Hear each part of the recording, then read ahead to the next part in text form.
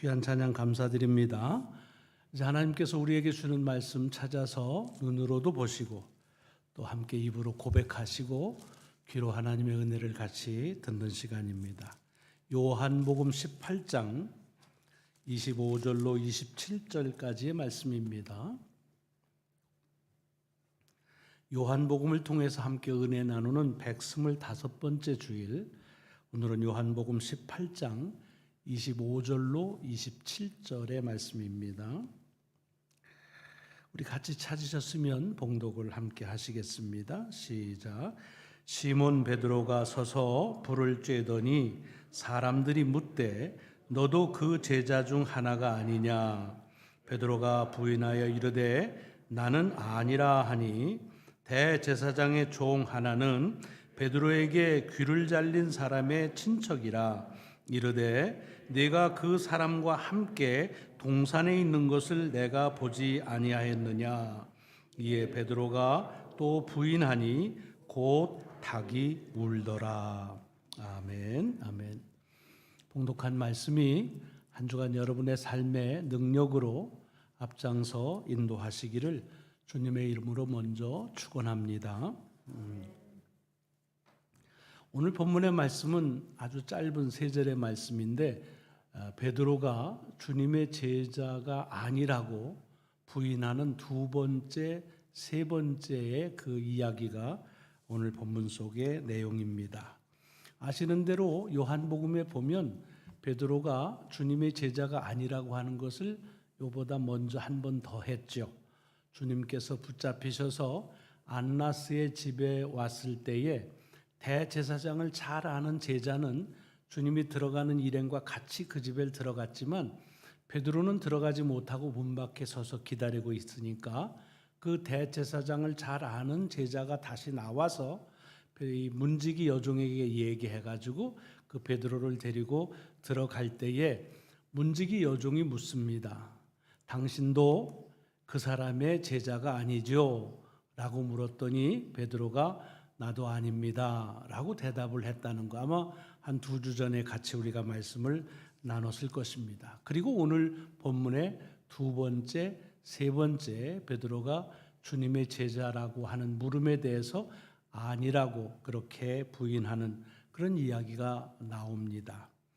18장을 시작하면서 왠지 이번 18장을 볼 때에는 물론 이 내용이 복음서 가운데 중요한 내용이기도 하지만 사복음서에 똑같이 기록이 되어져 있는데 특이하게 다른 병행구들에 비해서 요한복음 18장은 마태, 마가, 누가 우리가 공간복음서라고 말하는데 그 세 복음서에 쓰여져서 보는 것과 이 요한이 같은 사건을 보는 것이 그 표현과 기록이 좀 다른 것에 우리가 좀 눈길을 두고 왜 이렇게 다르게 요한은 말하고 있을까? 왜 이런 것들을 눈여겨봤을까 하는 데서 우리가 혹시라도 깨달을 수 있는 은혜가 있지 않는가 하는데 중점을 가지고 봅니다. 오늘 본문도 마태, 마가, 누가의 공이 기록되어져 있는 사복음서에서 예수님의 복음의 이야기 속에 굉장히 중요한 위치를 차지하고 있는 그런 내용임을 알 수가 있는데 요 전까지 그랬던 것처럼 이 내용도 공간복음서인 마태, 마가, 누가에 기록된 것과 요한이 기록하고 있는 것에 조금 차이가 있는 것을 봅니다. 이미 여러분들이 아시는 분들은 다 아시겠지만 베드로에게 질문한 그 질문을 보면 공간복음서에는 굉장히 직설적입니다. 너 나사렛 사람 예수 제자지? 라고 물어보거나 갈릴리 사람 예수 제자지? 너 그 사람 제자지? 라고 말하면서 그 톤이 마치 그렇게 물어보는 사람이 이미 베드로가 주님의 제자라는 사실을 알고 확신을 가지고서 물어보는 것처럼 그런 어투가 대개 공간복음서에 나오는 어투입니다. 그런데 비해서 지난번에도 말씀드렸지만 요한은 조금 다르게 합니다. 부정 의문형으로 합니다. 당신도 마찬가지로 also 당신도 역시 당신도 또한 그 사람의 제자가 아니지요? 라고 그렇게 물어보고 있다는 것입니다. 그게 뭐 크게 이제 다르고 아마 그 다른 것에 대해서 주는 교훈은 우리가 이미 2주 전에 같이 나눴습니다. 그 다음에 이렇게 묻는 물음의 내용이 다른 것뿐만 아니라 거기에 대해서 베드로가 대답하는 것도 조금씩 다릅니다. 공간복음서에 보면 그 베드로가 대답하는 게 글쎄 좋게 말하면 조금 더 구체적이라고 그럴까요? 아니면 좀 더 궁색하다고 그럴까요? 그렇게 표현이 되어 있습니다. 일테면 이렇죠. 너도 갈릴리 사람 나사렛 예수와 함께 있었다라고 얘기하니까 나는 네가 무슨 말을 하는지 알지 못하겠다. 이렇게 얘기하거나 또는 나는 그 사람을 알지도 못한다라고 말하고 세 복음서 다 세 번째 물어볼 때에는 그때의 그 베드로의 그 격한 감정을 이렇게 표현합니다. 저주하며 맹세하듯 나는 그 사람을 알지 못한다 라고 말했다고 공간복음서는 우리에게 전하고 있습니다. 그런데 비해서 요한은 그냥 그 모든 물음에 대해서 나는 아니다 라고 짤막하게 세 번 똑같은 말로 반복적으로 대답하고 있는 것을 볼 수가 있습니다. 그 다음에 또 차이 나는 게 뭐냐 하면 우리가 이 닭이 울고 베드로 3번 부인하면 이어서 생각나는 게 뭐죠? 말씀을 기억하고 슬피 너무 심히 울었다, 통곡했다 이런 얘기가 나옵니다. 그게 바로 마태, 마가, 누가 공간복음서에 나오는 이야기입니다. 3번 부인을 했더니 그때 닭이 울었고 그 닭을 우는 소리를 들으면서 베드로는 주님께서 전에 말씀하셨던 그 말씀이 생각나서 밖으로 나가서 심히 울었다, 통곡했다라고 됩니다. 그런데 오늘 본문 27절을 보면 아주 짤막하게 돼 있습니다. 베드로가 또 부인하니 곧 닭이 울더라. 끝. 다른 어떤 그 당시에 베드로에게 왔던 여러 변화에 대해서는 그렇게 우리하고 나누지를 않습니다. 이렇게 많이 달라요. 또 한 가지 오늘 제가 주목하고 싶은 다른 차이점은 뭐냐면 다른 복음서에서는 이렇게 주님에 대해서 너 제자지, 너 그 부류지 이렇게 얘기하는 사람들이 누구였다고 하는 것에 대해서 대개 대명사로 넘어갑니다. 거기 있던 사람 중에 하나가, 종 중에 하나가, 여종이 이렇게 그렇게 얘기를 하는 게 대부분입니다. 물론 요한도 2번은 그렇게 하지요. 여종이 또는 사람 중에 이렇게 되지만 세 번째에는 유독 그 사람이 누군지를 오늘 본문에 보면은 설명을 하고 있습니다. 뭐라고 되어 있느냐 하면 대제사장의 종 26절에 하나는 베드로에게 귀를 잘린 사람의 친척이었다라고 말하면서 그 사람이 베드로에게 물어보는 질문, 내가 너를 동산에서 본 게 맞지 않니? 라고 물어봤다고 하는 얘기입니다. 이렇게 요한은 다른 데서는 그냥 스쳐 지나갈 익명의 사람들, 사실 종이요. 종의 신분은 당시에 있어서 뭐 그렇게 어떤 종이냐 가지고서 크게 다르질 않습니다. 뭐 종의 신분이 그렇지요 뭐.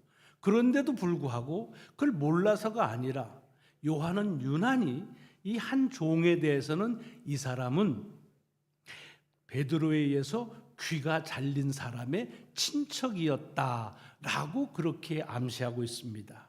왜 그랬을까? 대답은 모르지요.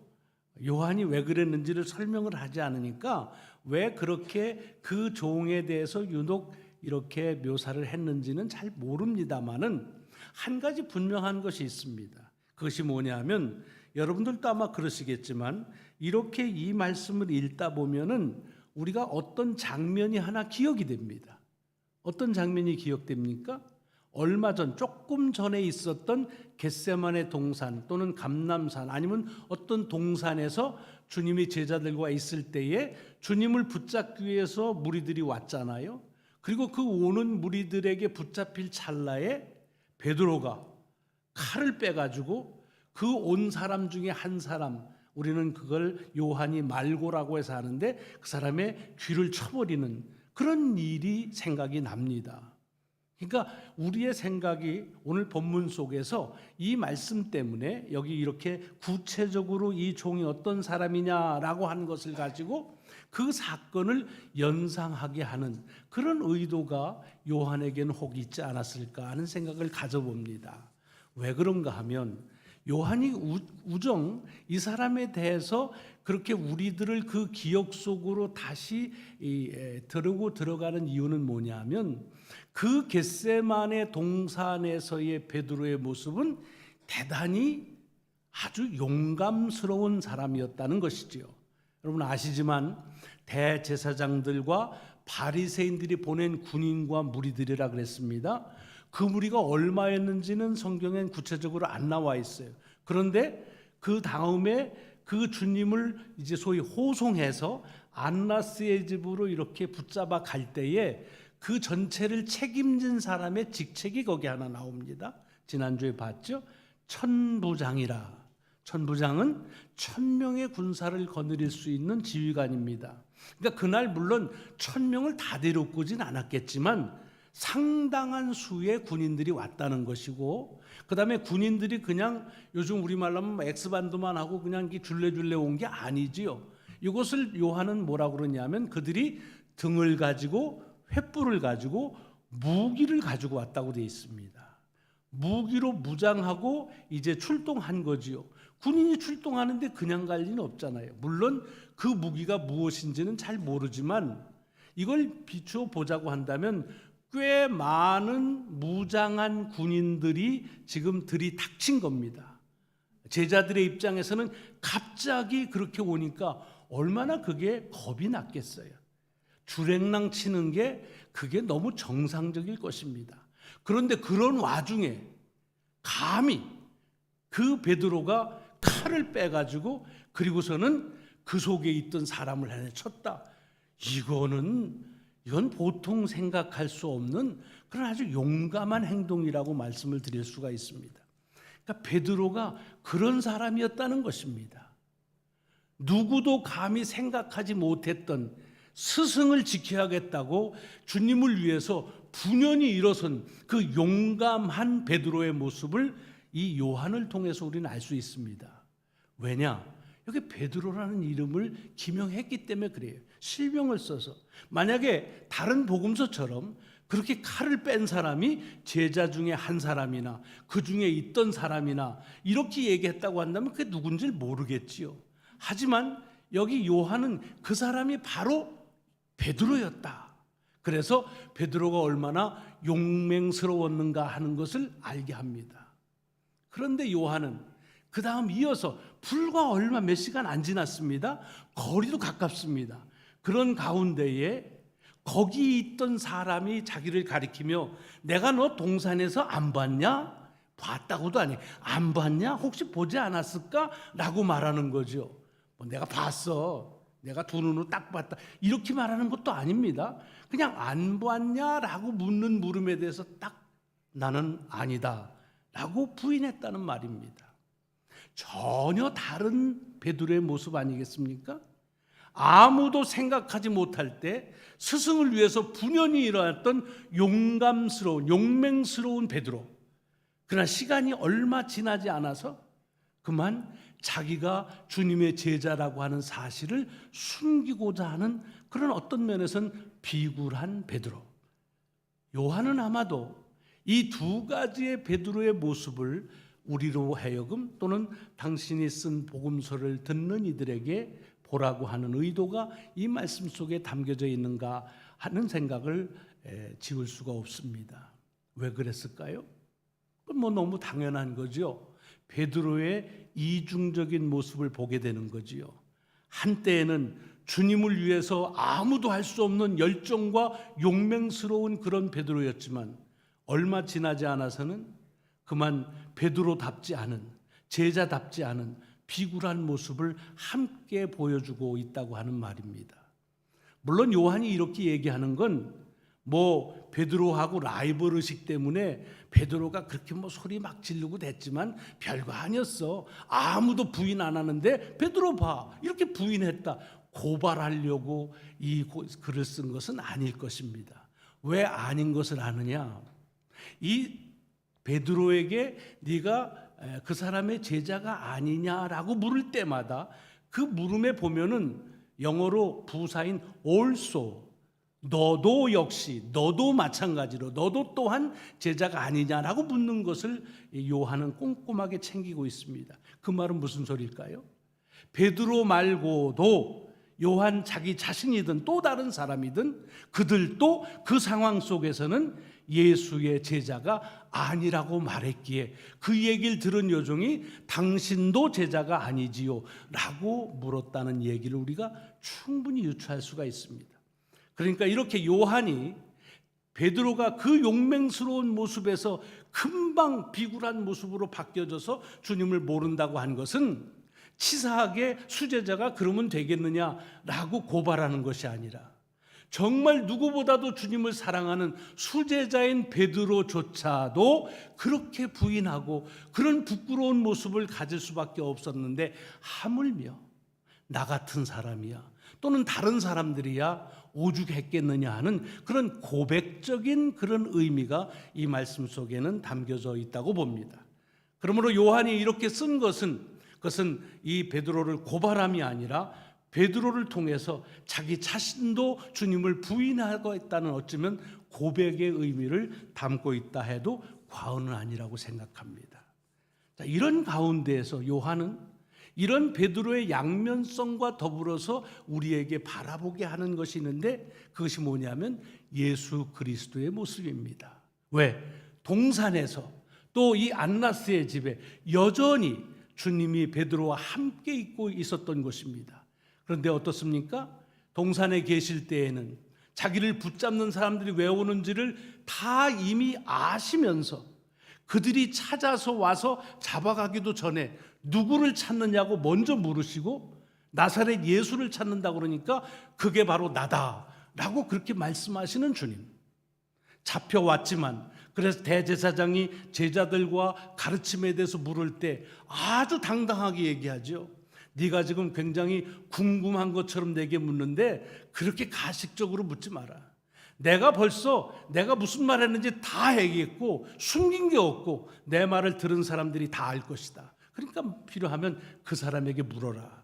물론 궁금하면 물어보라는 얘기가 아니라 왜 다 알면서도 모르는 척하면서 너의 그 저의, 나를 어찌 하려고 하는 그 저의를 숨기느냐 하는 것을 아주 일방적으로 지적하는 말씀을 하셨잖아요.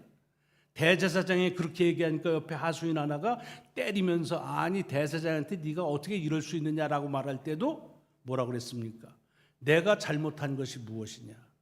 내가 잘못하지 않았는데도 네가 왜 나를 치느냐고 하면서 마치 그 안에 신문을 받는 이가 신문하는 자처럼 그런 의연함, 그런 당당함, 베드로가 그렇게 당당할 때 그때도 그러셨지만 베드로가 비굴해졌을 그때에도 여전히 당당하신 주님의 모습을 우리에게 같이 보여줍니다.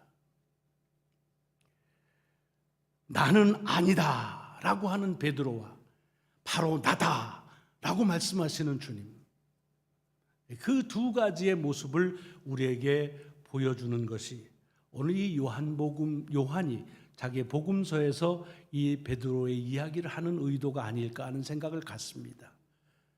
그리고 더 중요한 것은 그렇게 그 이야기를 하는데 그때 베드로의 심정이 어땠는지에 별 관심이 없습니다. 그래서 아까도 말씀드렸지만 닭이 울었다라고 하는 것으로 그냥 끝납니다. 왜? 주님이 그렇게 말씀하셨고 그 말씀대로 이루어졌다. 담담하게 이 이야기를 마무리합니다. 공관복음서처럼 그래서 그가 마음에 찔림을 얻어서 나가서 울었다든가 하는 그런 이 베드로에게 일어난 어떤 심경의 변화보다는 그런 일들을 담담하게 이렇게 전하고 있는 그런 요한의 모습을 봅니다. 언제나 변할 수 있는 베드로의 모습과 그리고 언제나 동일하신 예수 그리스도의 모습. 여러분, 저는 이 말씀을 생각하면서 사실은 베드로에 대해서 손가락질할 수 없는 것은 바로 그 베드로의 그 모습이 나의 모습, 우리의 모습이 아니겠느냐 하는 겁니다. 여러분이 다 그렇다고 제가 그렇게 단론적으로 말씀드리진 않지만 제 자신을 봐서 고백적으로 하자면 저도 다른 사람이 할 수 없는 열정을 가지고 주님을 위한다고 한 적이 있습니다. 내 스스로 생각해도 자랑스러운 때가 있었습니다. 그러나 말할 수 없는, 숨기고 싶도록 주님의 제자가 아닌 것처럼 여기면서 행동했던 적 또한 있었다는 얘기입니다. 이 두 가지의 베드로의 양면성은 바로 우리들의 양면성, 인간에 가지고 있는 한계와 제한이라고 하는 말씀입니다. 여러분 어떠십니까? 여러분도 아마 신앙적으로 어느 누구와 비교해도 내가 이것만큼은 예수 그리스도를 위해서 우선적이다라고 자랑스럽게 여기실 그런 때가 있었을 것입니다. 반하여 누구에게도 말 못하는 비굴한 모습, 그리고 주님의 제자가 아닌 것처럼 그런 속이고 싶은, 그와 같은 감추고 싶은 그런 모습이 없었으면 다행이지만 아마 있을 수도 있을 것입니다. 오늘 본문을 통해서 주님은 바로 이 베드로의 모습에서 우리 자신의 모습을 보라고 하는 것입니다. 그런 존재라는 것입니다. 그런데 정말 더 중요한 것은 뭐냐면 그런 변화무쌍한 베드로와 비교하면서 여전히 신실하신, 베드로가 용감할 때든 비굴할 때든 여전히 신실하신 그 주님의 모습, 더 중요한 것은 그 베드로가 용감할 때도 그를 받으시고 그 베드로가 비굴할 때도 그대로 그 모습을 받으시는 그 주님의 모습. 그래서 요한은 그냥 부인하니 닭이 울었다라고 담담하게 그렇게 기록을 마친 것이 아닌가 하는 생각을 가져봅니다. 여러분, 이것은 옛날 베드로와 주님의 문제 그 모습만이 아니라 오늘 우리들을 향한 주의 모습에서도 다르지 않다고 생각합니다. 내가 그렇게 변화무쌍하게 뭐 한 번 하면은 뭐 굉장한 것 같다가 언제 그랬냐는 듯이 또 다른 모습을 가지고 있을 때도 여전히 우리를 있는 모습 그대로 받아주시고, 그리고 여전히 우리를 사랑하시는, 마치 베드로에게 행하셨던 그 신실하신 변함없으신 사랑이 사실은 우리가 살아가는 이유고 믿음의 근간이 아니냐 하는 생각을 가져보게 됩니다. 여러분, 오늘이 사랑의 주일입니다. 여러분 아마 사랑하면은 떠오르는 그런 인물들과 사람들이 있을 겁니다. 대개 그런 분들이 어떤 분이십니까? 내 마음과 통하는 사람, 그리고 내가 말 안 해도 나를 알아주는 사람, 뭐 이런 사람들이지요. 그리고 우리가 그리스도인으로 누군가를 더 사랑한다고 그럴 때 대부분은 그 속에 단서가 붙습니다. 그것만 고치면 내가 사랑할 수 있는데, 그거가 문제라서 내가 사랑을 하고 싶어도 할 수가 없어. 내가 문제가 아니야. 네가 그것 때문에 내가 사랑을 못하는 거야 라고 하는 경우가 얼마나 많이 있습니까? 그런 우리의 사랑하는 마음에 주님께서 이 시간 이 본문을 통해서 베드로를 향하고 계시는 예수 그리스도의 신실하신 그 모습을 우리에게 도전으로 주시는 것입니다. 사실은 주님이 베드로에게, 베드로가 모른다 그럴 때에 하시고 싶은 말이 인간적으로 따지면 얼마나 많겠어요. 네가 어찌 그럴 수 있냐? 그래가지고 어떻게 우리 관계가 계속될 수 있냐?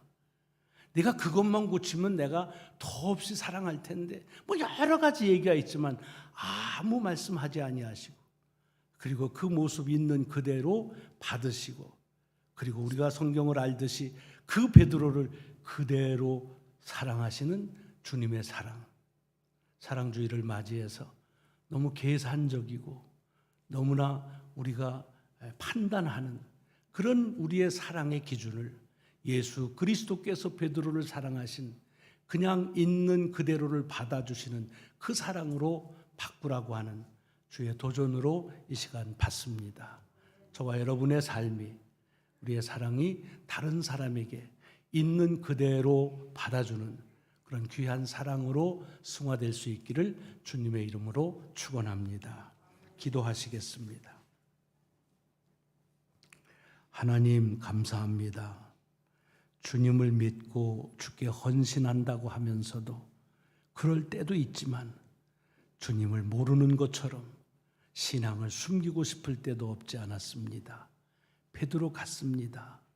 그러나 여전히 그 베드로를 있는 대로 받아주시고 여전히 그 베드로를 사랑하시는 주님, 우리에게도 그 신실하신 사랑으로 우리를 받아주셨기에 우리가 지금 이렇게 살고 있습니다.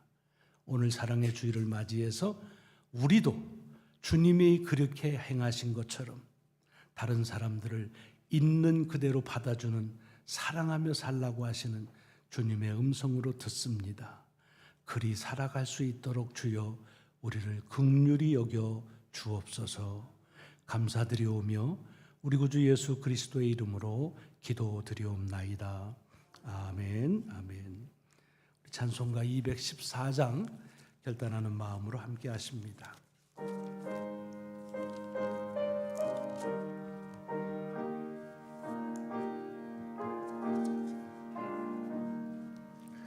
나 주의 도움 받고자 주 예수님께 빕니다. 그 구원 허락하시사 날 받아 주소서. 내 모습 이대로 주 받아 주소서. 날 위해 돌아가신 주 날 받아 주소서. 큰 죄에 빠져 영죽을 날 위해 피 흘렸으니 주 형상대로 빚으사 날 받아 주소서. 내 모습 이대로 주 받아 주소서.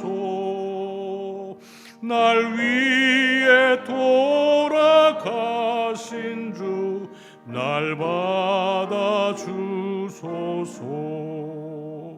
내 힘과 결심 약하여 늘 깨어지기 쉬우니 주 이름으로 구원해 날 받아 주소서. 내 모습 이대로 주 받아 주소서. 날 위해 돌아가신 주 날 받아 주소서. 내 주님 서신 발 앞에 나 꿇어 엎드렸으니 그 크신 역사 이루게 날 받아 주소서. 내 모습 이대로 날 받아 주소서. 날 위해 돌아가신 주 날 받아 주소서. 아멘. 아멘. 감사하는 마음을 담은 물질을 강단 위에 봉헌함에 나와서 봉헌하는 시간입니다. 함께 하시기 바랍니다.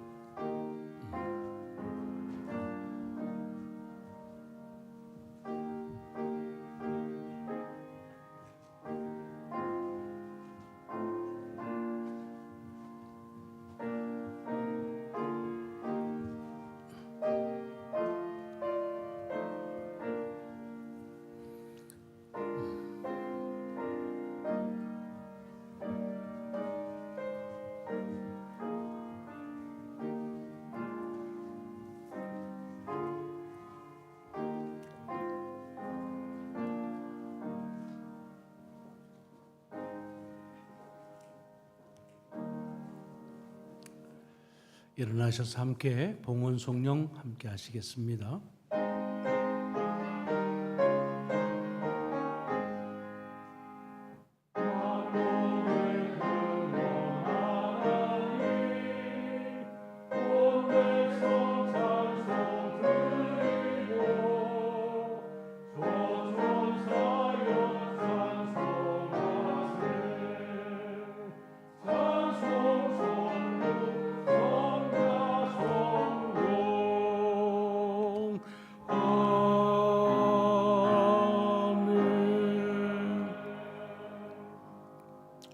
하나님 감사합니다. 지난 한 주간에도 우리가 생각해도 기특할 만큼 주님을 위하는 삶을 산 적도 있습니다. 그러나 우리가 생각해도 참 부끄러운 만큼 주님의 자녀답지 못한 삶을 산 적도 있습니다. 그러나 그럼에도 불구하고 우리를 신실하게 사랑하신 주님의 은혜로 살았음을 이렇게 감사한 마음으로 주께 드립니다.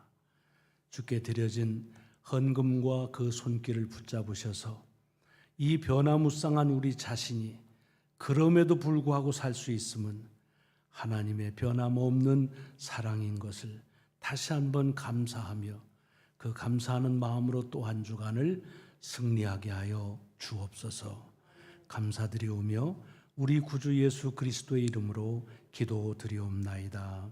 아멘. 아멘.